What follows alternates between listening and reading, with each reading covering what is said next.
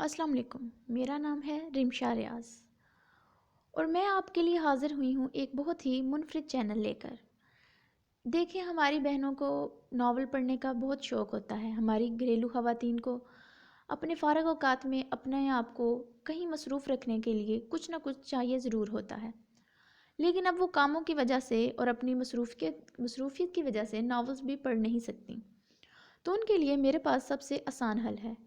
تو میں آپ لوگوں کو کہانی سناؤں گی پڑھ کے، جی ہاں بالکل، اپنی آواز میں۔ تو آپ کانوں میں ہینڈ فری لگائیں، کام کیجئے اور ساتھ ساتھ کہانی سنیے۔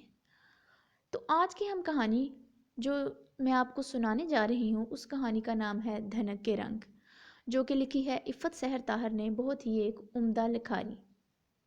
تو چلیں ہم اپنی کہانی شروع کرتے ہیں۔ اردو دانوں میں منگنی کیا ہوئی، فائقہ نے بلا جھجک اردو ادب کی بے ادبی کرنا شروع کر دی، بلکہ اردو کے ساتھ منہ ماری کہیں تو زیادہ بہتر ہوگا۔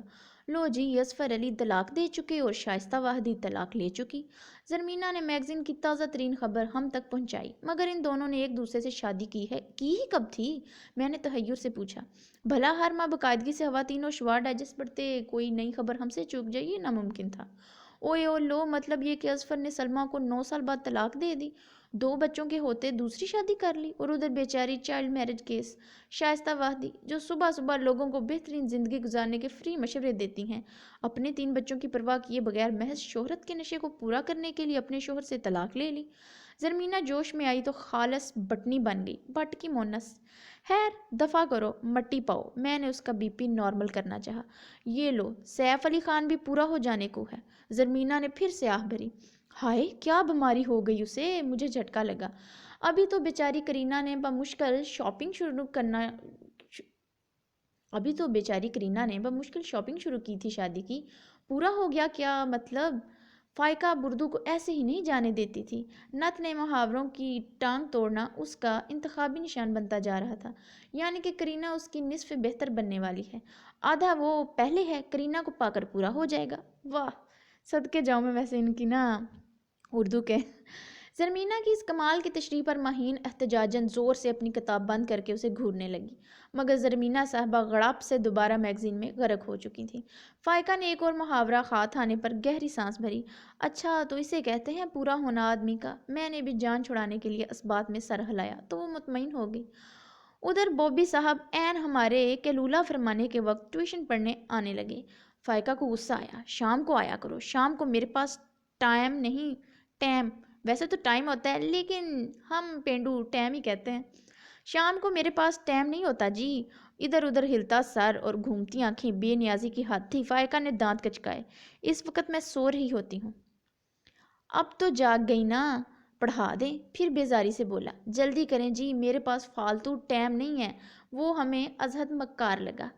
اوباما کا مشیر خاص نہ ہو تو؟ فائقہ کا ارادہ اسے جھاڑنے کا تھا۔ فائقہ؟ دادو نے اپنے تخت پر اونگتے ہوئے تنبیہی آواز لگائی تھی۔ وہ یقیناً یہ یعنی بحث سن چکی تھی۔ دادو کی قابل رشک قوت سماعت بحال ہو چکی تھی۔ یہ تو خدا کی کرنی تھی کہ ٹیپ ریکارڈر کے ریکارڈنگ والے بٹن میں کوئی خرابی نکل آئی تھی، ورنہ دادو جان ہماری زبان کی فصاحت و بلاغت ملاحظہ فرما کر یقیناً ہماری شادی دہلی میں کروانا پسند فرماتی۔ بہرحال اللہ کا شکر، ابھی ہم زندہ ہیں۔ چلیں جناب، عزت مآب بوبی صاحب۔ دانت کچکچا کر فائقہ نے اسے آگے لگایا۔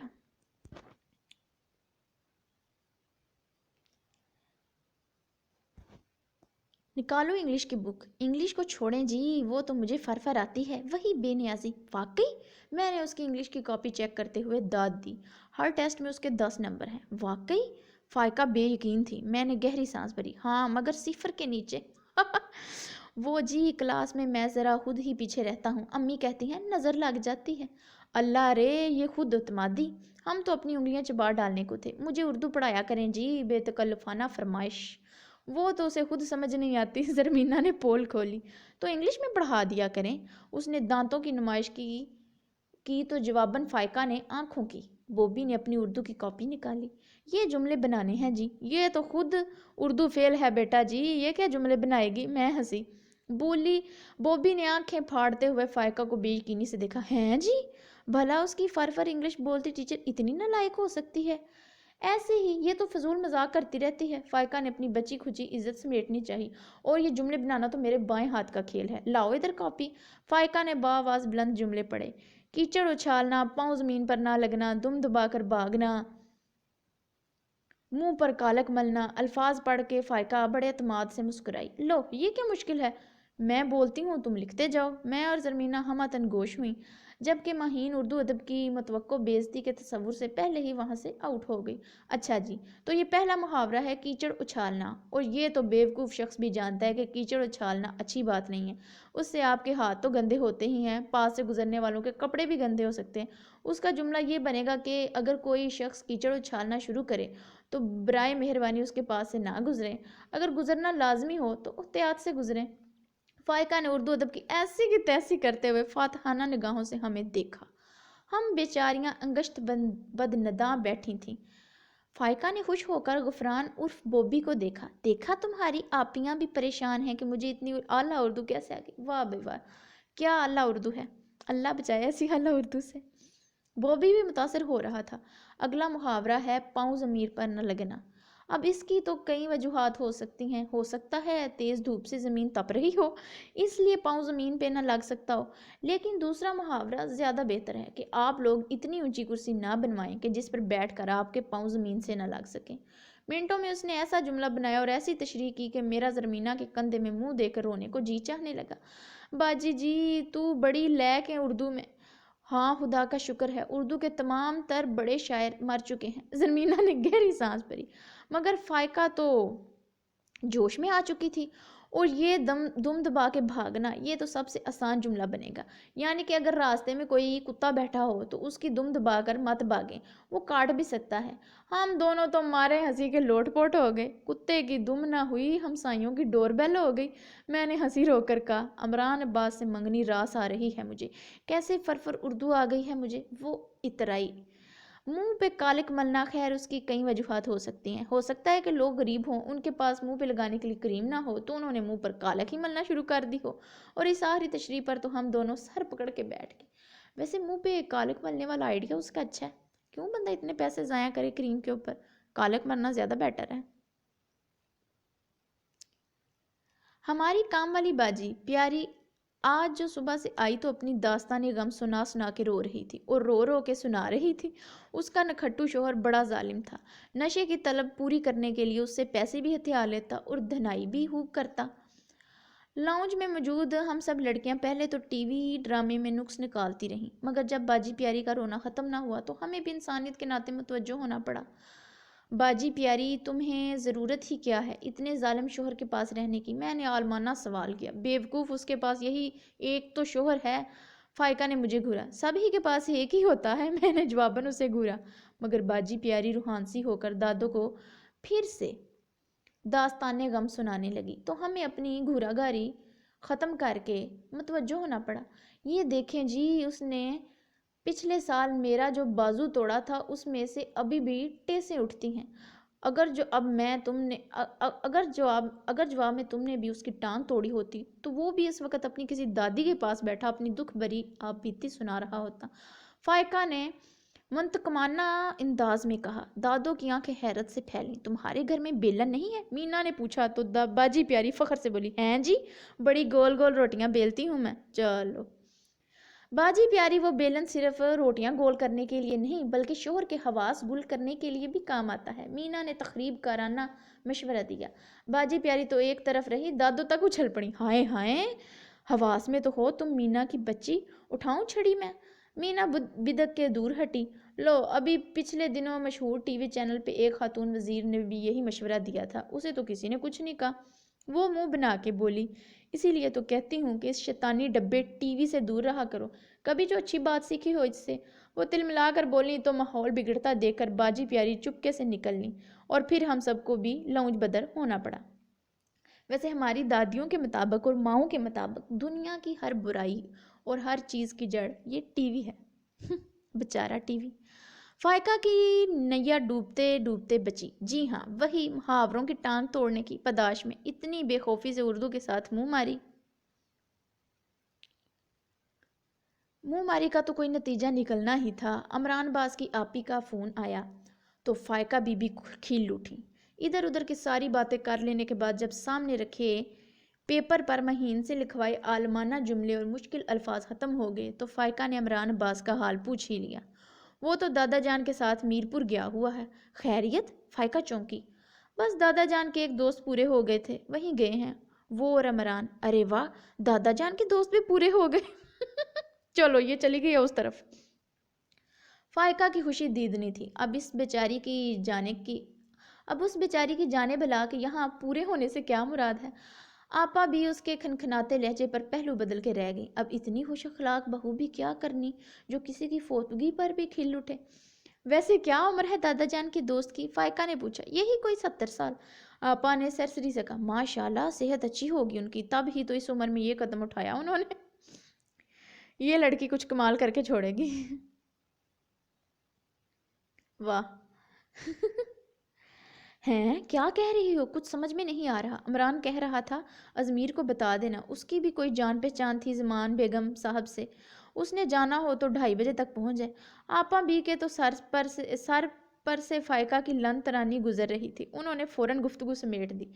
فائقہ فون بند کر کے سیدھی میرے پاس آئی۔ لو جی، میرے دادا سسر کے دوست زمان صاحب پورے ہو گئے۔ فائقہ نے سنسنی خیز خبر سنائی جو دادوں کے کان میں بھی پڑ گئی۔ چلو اب صحیح ہوا ہے، شکر ہے اس کا بھی کوئی علاج ہو۔ انا للہ و انا الیہ راجعون، دادوں نے بآواز بلند کہا۔ تو ہم سب نے ہی ان کی تقلید کی۔ فائقہ نے ایک جھانپڑ مجھے اور ایک مہین کو رسید کیا اور مینا کو گھورتے ہوئے بولی، بے وقوفو، میں نے ان کے مرنے کی خبر نہیں سنائی۔ پورے ہونے سے مراد وہ بھی کسی کے نصف بہتر ہو گئے ہیں۔ 70 سال کی عمر میں شادی کر رہے ہیں وہ۔ ایلو حد ہوگی رنگین طبیعت کی۔ نہ یہ کون سی عمر ہے شادی کی کہ جب ٹانگیں قبر میں لٹک رہی ہوں۔ دادو جو لاؤنج میں آ چکی تھی ناگواری سے بولی۔ تو کیا ہوا، منہ تو باہر ہے نا؟ مینا میرے کان میں گھسی تو مجھے زوروں کی ہنسی آئی۔ آپا بھی کہہ رہی تھیں میرو کو بتا دو زمان بیگم صاحب کی شادی میں شرکت کے لیے 2:30 بجے تک پہنچ جائے۔ فائقہ نے کہا۔ میں بتا دوں گی، میں جلدی سے بولی۔ دادو وہیں بیٹھ کر بزرگوں کی رنگین طبیعت پر نقطہ اعتراض اٹھانے لگی۔ میں آنکھ بچا کے وہاں سے کھسک لی۔ ازمیر بٹ اپنے کمرے میں ہی تھا۔ میں نے میرو کے کمرے کے سامنے کھڑے ہو کر پہلے ہی اپنی سانس معمول پر لانے کی مشق کی۔ دل پہ ہاتھ رکھا تو وہ بے تحاشا تیزی سے دھڑک رہا تھا۔ پہلے تو میں گھبرائی، پھر فوراً ہی خیال آیا کہ دل کے دھڑکنے پر پریشان ہونے کا کیا مطلب؟ پریشانی تو تب ہے جب دھڑکن رک جائے۔ بہرحال میں نے دروازہ نوک کیا۔ اندر سے اجازت ملنے پہ میں دروازہ کھول کر اندر داخل ہوئی تو وہ خوشبوؤں میں بسا کہیں جانے کو تیار ہو رہا تھا۔ آئینے کے سامنے کھڑا بال بناتا وہ شاید زمان بیگم صاحب کی شادی میں شرکت کے لیے جا رہا تھا۔ مبارک ہو۔ لو یہ مرنے لگی ہے۔ اچھا، جن لوگوں نے یہ کہانی پہلے نہیں پڑھ چکی، یہ اسی کی سیریز ہے، یہ دھنک کے رنگ۔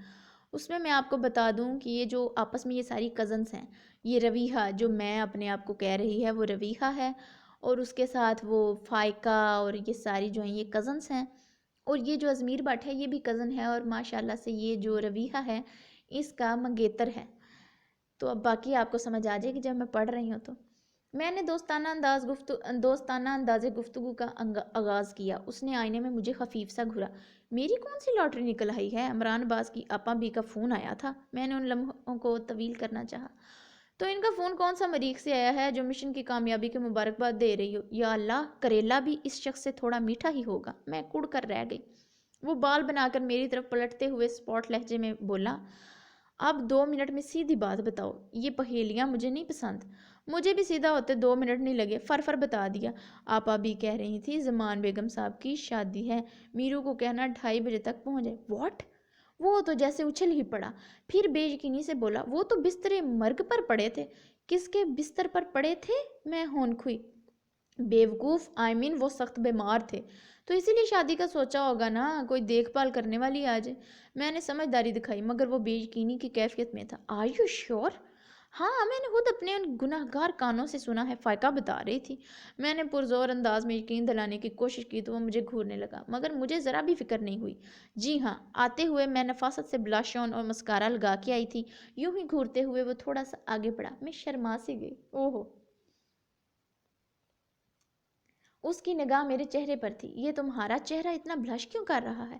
وہ یقیناً 100 جان سے فدا ہونے کی تیاری میں تھا. میں لجا سی گئی. یوں لال ہو رہا ہے جیسے کسی نے تھپڑ مارے ہوں. اے لو، نکل گئی رومانس کے غبارے میں سے ہوا. میں نے سخت بدمزہ ہو کر اس کی طرف دیکھا اور منہ پھلائے باہر نکل آئی.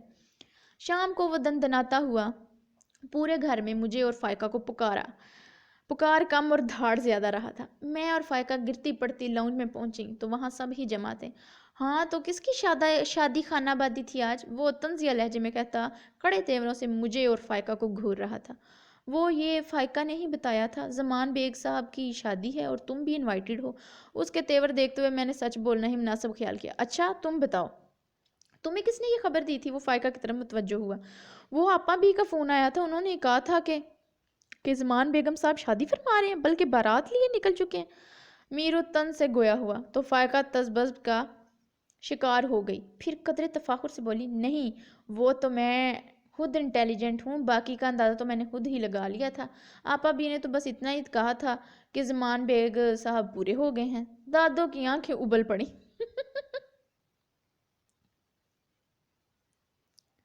بیچاری دادو. میرو لڑنے مرنے کو تیار. امی ابو سر پکڑ کے بیٹھے رہے. خود میرا دل بھی اچھل کر حلق میں آن اٹکا. پورے ہو گئے مطلب؟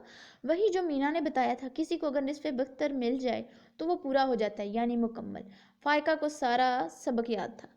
تیرا بیڑا ہی تارجے فائقہ کی بچی. فائقہ کی امی یعنی چھوٹی چچی نے ماتھا پیٹا. بے وقوف. میں نے دھڑکتے دل کے ساتھ میرو کے لش بش انداز دیکھے. ایسے شاندار حلیے میں وہ جنازہ ٹینڈ کر کے آ رہا تھا. اوئے نوج، یہ موئی انگلش میڈم کی پڑھائی اری پورے ہونے کا مطلب تھا کہ وہ فوت ہو گئے ہیں. دادوں نے اپنی چھڑی کی نوک فائقہ کے ہاتھ میں چبوئی. وہ ہونک سی ہو گئی. انہوں نے کہا کہ دادا کے دوست پورے ہو گئے. اس نے ان کی شادی کے بینڈ بجوا دی. شرم آ رہی ہے مجھے سوچ کر. عمران عباس کو فون کر کے میں نے میرج حال کا پوچھا تو وہ قبرستان کا ایڈریس بتانے لگا. ازمیر بٹ کا کشمیری خون ابھر رہا تھا. ہم دونوں وہاں سے کاند پا کر بھاگے. کمرے میں جاتے فائقہ نے ملک دشمن عناصر کی طرح بکھری اردو کی کتابیں اٹھا کر الماری کے نچلے خانے میں ٹھونس دیں. توبہ، اس کئی مطلب والی زبان سے تو اللہ ہی بچائے. وہ کانوں کو ہاتھ لگا رہی تھی. بس میں نے سوچ لیا ہے کہ میں نے کیا کرنا ہے. میں نے تقریر کرنے والے انداز میں ہاتھ لہرا کر ان پانچوں کو اپنی طرف متوجہ کیا. وہ تو مجھے بھی پتا ہے. سب سے پہلے تو تم نے واشنگ مشین لگانی ہے کیونکہ آج تمہاری باری ہے. پھر شام کی چائے اور رات کی روٹیاں. زرمینا نے اطمینان سے کہا تو میں نے دانت کچکچائے. مجھے کچھ اور کرنا ہے. پھر کسی کی دادی کے قتل پہ جا کے پھر کسی کی دادی کے کل پہ جا کے گٹھلیاں پڑنی ہوں گی. فائقہ کو بہت پرانی یاد آئی. دیکھو یہاں سب اپنے کاموں میں مصروف ہیں. اگر تمہیں پاکستانی سیاستدانوں کی طرح کوئی دعوے کرنے ہی ہیں تو ایک گھڑا خرید لو، اس میں منہ ڈال کے جو چیز چاہے بول لو. یہ دانشمندانہ مشورہ مہین پڑاکو کا تھا. جواب بھی ایک موٹی تازی بلکہ موٹی باسی کتاب پڑھ رہی تھی. اس کو پڑھنے کا بڑا شوق ہے مہین بی بی کو. 1000 دفعہ کی پڑھی ہوئی جو تھی. بکو مت اور غور سے میری بات سنو. میں نے فیصلہ کر لیا کہ میں عورتوں کے لیے ایک NGO بناؤں گی. میں نے بھڑک ماری. CNG کی طرح صرف عورتوں کو گیس سپلائی کرو گی اور ابو تمہیں NGO اسٹیشن کھولنے دیں گے کیا؟ چڑیا آنکھیں پٹپٹا کر حیرت سے پوچھ رہی تھی. میں نے ایک دھموکہ اس کے شانے پہ لگایا. ہاں، اور سب سے پہلے تمہیں گیس سپلائی کروں گی. اچھا اب پھوٹ بھی چکو کچھ. زرمینہ بدمزہ ہو کر بولی تو میں نے جوش سے کہا، میں سچی کہہ رہی ہوں. میرا بڑا دل دکھتا ہے عورتوں کو مرد کے ظلم سہتے دیکھ کر. اب باجی پیاری ہی کو دیکھ لو. اتنی محنت سے کماتی ہے پھر بھی مار کھاتی ہے.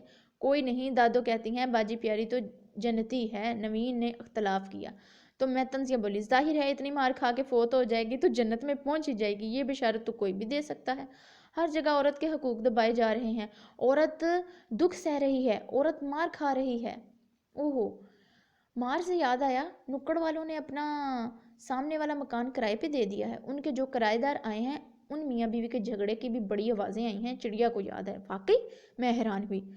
دادوں کی خاندانی روایت کے مطابق ہم ان کرائے داروں کے گھر پہلے دن کا کھانا دینے گئے تو ان میاں بیوی کو بھی دیکھ لیا. بیوی یعنی میڈم ممتاز گورنمنٹ کے ایک اسکول میں ٹیچر تھیں.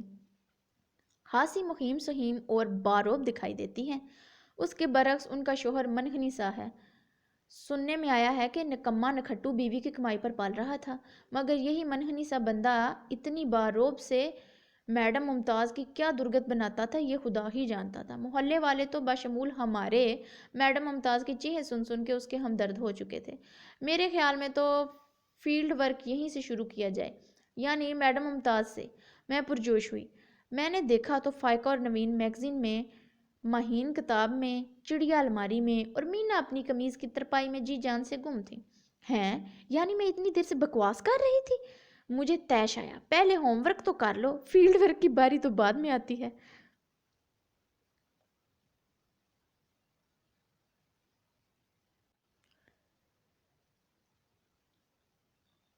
ازمیر بٹ کی ہیں یا بکواس کر رہی تھی؟ مجھے طیش آیا، پہلے ہوم ورک تو کر لو، فیلڈ ورک کی باری تو بعد میں آتی ہے۔ ازمیر بٹ کی آواز نے مجھے اچھلنے پر مجبور کر دیا۔ ایک تو یہ شخص فرشتوں کی طرح ہر جگہ موجود، یہ کیا پلاننگ ہو رہی ہے؟ وہ یقیناً سن چکا تھا، اس لیے میں نے سچ بولنا ہی مناسب سمجھا۔ باجی پیاری اور میڈم ممتاز کے دلدوز قصے اتنے جذباتی انداز میں اسے سنائے، بلکہ اسے متاثر کرنے کے لیے دو آنسو بھی بمشکل نکال ہی لیے۔ او شٹ اپ! اس نے بیزاری سے ہاتھ اٹھا کر کہا، تم بس گھر بیٹھی انڈین سوپ دیکھ دیکھ کے دماغ چلاتی رہتی ہو۔ آج کل کی عورتیں بھی کم نہیں۔ قسم سے میرو، کبھی باجی پیاری کا نیلو نیل چہرہ دیکھو، اور وہ میڈم ممتاز جو کما کما کے شوہر کو کھلاتی بھی ہے اور ظلم بھی سہتی ہے۔ میں نے اسے یقین دلانے کی کوشش کی، خبردار جو سنی سنائی پہ کوئی ایکشن لینے کی کوشش کی ہو تو۔ اس نے آنکھیں دکھائیں تو میں دبک گئی، منا ہی سکی۔ میں کہاں کی کمانڈو ہوں جو کوئی ایکشن لوں گی کسی کے خلاف؟ اور وہ جو میں نے تمہیں کھانے پکانے کی ترکیبوں والی 2 بکس گفٹ کی تھیں، وہ کیا کی ہیں تم نے؟ وہ تو اس نے اگلے روز ہی۔ مینا کی زبان برے موقع پہ پھسلنے والی تھی، مگر میں نے تیزی سے اس کی بات کاٹی۔ اگلے روز ہی میں نے جلد کروا کر سنبھال لی تھی۔ وہ لمحہ بھر کو مجھے گھورتا رہا۔ اب اللہ گواہ ہے، 2 سال بھر، وہ سال بھر پرانی کتابیں تو میں نے غصے کے مارے اگلے ہی دن ردی والے کو دے دی تھی، مگر میرو کے سامنے ایسا اعتراف کرنا اپنی شامت بلوانے کے مترادف تھا۔ شکر اللہ، تب ہی اس کی کوئی کال آئی تو وہاں سے چلا گیا۔ میں دھپ سے فلور کشن پہ گری۔ یا اللہ تیرا شکر ہے، تو نے مجھے بے عزتی سے بال بال بچا لیا۔ فائقہ نے میری طرف دیکھتے ہوئے دعائیہ انداز میں ہاتھ اٹھائے۔ بچ گئی، بنتا نہیں تھا ویسے۔ جو مرضی ہو جائے، میڈم ممتاز اور باجی پیاری کو میں ان کے حقوق دلوا کے رہوں گی۔ میں نے ببانگ دہل اعلان کیا تو باہر کی طرف جاتا میرو وہیں سے بولا، تمہیں تو میں آ کر بتاتا ہوں۔ لو جی، کہاں کنارے، کہاں کی ہمت! الٹا بی پی لو ہو گیا۔ میں نے گلوکوز پلایا تو کہیں ہوش آیا، مینا نے گلوکوز پلایا تو کہیں ہوش آیا۔ اگر مجھ سے کوئی غلطی ہو رہی ہو اندر، بلکہ ہو رہی ہیں، تو اس کے لیے معافی چاہتی ہوں۔ میرو کا ڈر ایک طرف اور خدمت حلق کا جذبہ ایک طرف۔ رات کو جب میڈم ممتاز کے ٹیرس کے ساتھ والے کمرے سے عجیب و غریب آوازیں آتیں تو میں فائقہ یا مینا کو زبردستی ساتھ لیے اپنے چھت کے ریلنگ سے لٹک لٹک کے صورتحال کا جائزہ لینے کی کوشش کرتی۔ ایسے میں ایک بار میرو اور عمر نے چھاپا مارا اور ہمیں ریلنگ سے لٹکتے یعنی رنگے ہاتھوں گرفتار کر لیا۔ یہ کیا بدتمیزی ہے؟ ازمیر بٹ حیران ہی اتنا تھا کہ اپنے سوال کو غصہ کا تڑکا نہ لگا سکا۔ اس کی اچانک آواز میری اور مینا کی سماعتوں پہ بالکل مزائل کی طرح گری۔ وہ میں مطلب ہم دونوں چاند دیکھ رہے تھے۔ میں نے کچھ زیادہ ہی لنگڑا بہانہ بنایا۔ ہیں، کس کے چچا کو دیکھ رہے تھے؟ عمر نے مجھے گھورا۔ اچھا، میرو نے طنز کیا، آج سے پہلے تو آسمان پہ ہی چاند دکھائی دیتا تھا، یہ کون سا چاند ہے جو ریلنگ سے لٹک کے دیکھا جا رہا تھا؟ تم بتاؤ مینا، کیا ہو رہا تھا یہ؟ میرو نے بہن پہ روب ڈالا۔ میں نے لاکھ گرا اندھیرے کا فائدہ اٹھا کر اس کی پسلی میں کوہنی رسید کی، دانت کچکچائے، مگر میرو کی دہشت نے اس کی زبان کی کینچی تیزی سے چلا دی۔ قسم لے لیں بھائی، میں تو سونے کے لیے لیٹ چکی تھی۔ یہ روی کی بچی زبردستی مجھے ساتھ لے آئی، کہہ رہی تھی میڈم ممتاز اور ان کے شوہر کا لیٹ نائٹ شو دیکھتے ہیں، بلکہ موبائل سے مووی بنا کر کسی چینل کو بھیجنے کا ارادہ بھی تھا اس کا۔ ستیہ ناس ہو تیرا مینا کی بچی! میں نے دانت پیستے ہوئے دل ہی دل میں تہیہ کر لیا کہ بھابھی بنتے ہی اس نند گلی کا گند کی میں درگت بنا کے رکھ دوں گی، مگر فی الحال تو ازمیر بٹ سے جان چھڑانے کا مرحلہ تھا۔ میں فوراً ملکہ جذبات بنی۔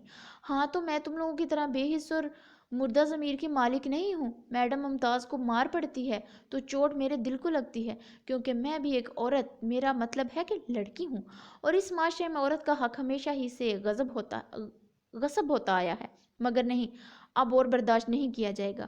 100 دن شوہر کے پورے ہو گئے اور اب میڈم ممتاز کا ایک دن آئے گا، مگر وہ بھی تم لوگ آنے نہیں دو گے کیونکہ تم لوگ بھی مرد ہو۔ تقریر کے آخر تک آتے آتے مجھے واقعی رونا آنے لگا۔ عمر اپنی ہنسی چھپانے کی کوشش کر رہا تھا اور میرو سینے پہ بازو لپیٹے طنزیہ نظروں سے مجھے دیکھ رہا تھا۔ بس اتنی ہی یاد کی تھی؟ اف، یہ اس کی طنز۔ اسی وقت میڈم ممتاز کے گھر سے شور و غل کی آوازیں آنے لگی۔ سامنے والی لین میں 2 گھر چھوڑ کے نکڑ والا گھر ان کا تھا، جس کا ٹیرس ہمارے ٹیرس سے صاف دکھائی دیتا۔ دیکھا، سنا تم لوگوں نے؟ یا خدا، میڈم ممتاز کا ایک دن کب آئے گا؟ میں پھر سے جذباتی ہوئی۔ ہاتھ کنگن کو آرسی کیا، پڑھے لکھے کو فارسی کیا۔ آؤ آؤ ذرا تمہیں اصلیت دکھا ہی دوں۔ آج تو ہنگامہ ہو بھی ٹیرس پہ ہی رہا ہے۔ میرو نے میرے کچھ سمجھ میں آنے سے پہلے ہی میرا ہاتھ تھاما اور ریلنگ کی طرف بڑھا۔ ہمارے ٹیرس پہ لائٹ بند ہونے کی وجہ سے اندھیرا تھا، جبکہ میڈم ممتاز کا ٹیرس انرجی سیور سے چکمگا رہا تھا۔ تب ہی شور و غل کے ساتھ میں نے میڈم ممتاز اور ان کے منحنی سے شوہر کو دستوں گریباں دیکھا۔ اوہ، یہ تو لڑ پڑے۔ میرا دل اچھل کر حلق میں آن لٹکا، ٹانگوں پہ لرزہ طاری ہو گیا اور سارا وجود ٹھنڈا پڑ گیا جب میں نے میڈم ممتاز کو، جی ہاں، میڈم ممتاز کو اپنے منحنی سے شوہر کو اٹھا کر دھوبی پچھاڑ مارتے دیکھا۔ اوئے ہوئے ہوئے ہوئے، یہ تو کچھ نہیں، یہ تو ٹویسٹ، کہانی میں ٹویسٹ۔ تمہاری تو ایسی کی تیسی، مجھ پہ روب ڈالتے ہو اپنے گھر والوں کا۔ ارے میں تو نمک لگا کے کھا جاؤں ان سب کو۔ میڈم ممتاز کی کراری آواز اور بکرا بنے ان کے شوہر، بیگم، میں تو عادل ادھر آؤ جلدی۔ میڈم ممتاز نے اپنے 10 سالہ بیٹے کو آواز دی تو وہ بھاگتا ہوا آیا۔ چلو پاپا کے اوپر بیٹھو ذرا، ان کی عقل ٹھکانے آئے۔ اور عادل میاں فٹ سے بکرا بنے پاپا جی کے اوپر سوار ہو گئے۔ میں بیگم کچھ تو خیال کرو، لوگ دیکھ رہے ہوں گے۔ شوہر جی کی گھگھیائی آواز۔ ارے دیکھنے دو لوگوں کو، ان کو بھی تو پتہ چلے میری مظلومیت کا، کہ تمہارے جیسے شوہر نے مجھے کتنا تنگ کر رکھا ہے۔ ابھی پچھلے الزام بھرتے نہیں تمہارے کہ پھر سے میرا پاڑا چڑھا دیتے ہو۔ میڈم ممتاز گرجی تو میرو کے ہاتھ میں دبا میرا ہاتھ ٹھنڈا پڑ گیا۔ اب بتاؤ، دیکھ لیا میڈم ممتاز کا ایک دن؟ میرو نے دانت پیستے ہوئے کہا تو مجھ سے کوئی جواب نہ بن پایا۔ ہائے بیچاری۔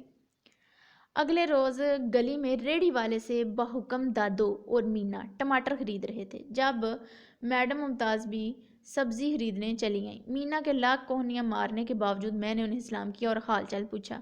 میرا ارادہ ان کی برین واشنگ کا تھا، مگر وہ شاید زیادہ بے تکلفی کے موڈ میں نہیں تھے۔ سبزی خریدتے ہی بولیں، میں اب چلوں؟ آپ کو تو پتہ ہی ہے عادل کے پاپا کتنے غصیلے ہیں، ذرا ٹائم پہ ہانڈی نہ چڑھائی تو کھال کھینچ لیں گے۔ وہ تو چلی گئیں۔ ہمارے حیرت سے کھلے منہ بمشکل بند ہوئے۔ حد ہوتی ہے ڈھٹائی کی۔ ہم میڈم ممتاز کی ڈھٹائی پر اش کر اٹھے۔ تب ہی میڈم ممتاز کے شوہر نامدار پاس سے گزرے تو ماتھے پہ نیل اور گھونگھٹ، ہونٹوں پہ جھیمپی سی مسکراہٹ اور ہاتھوں میں لنگڑے آموں کا شاپر۔ میری اور مینا کی جو ہنسی چھوٹی ہے تو پھر میڈم ممتاز کے شوہر کو وہاں سے تیزی سے کھسکتے ہی بنی۔ اوئے ہوئے۔ آئی ہوپ کہ ویورز آپ کو اور لسنرز اور آپ کو یہ جو میری تھی ایک کہانی یہ پسند آئی ہوگی۔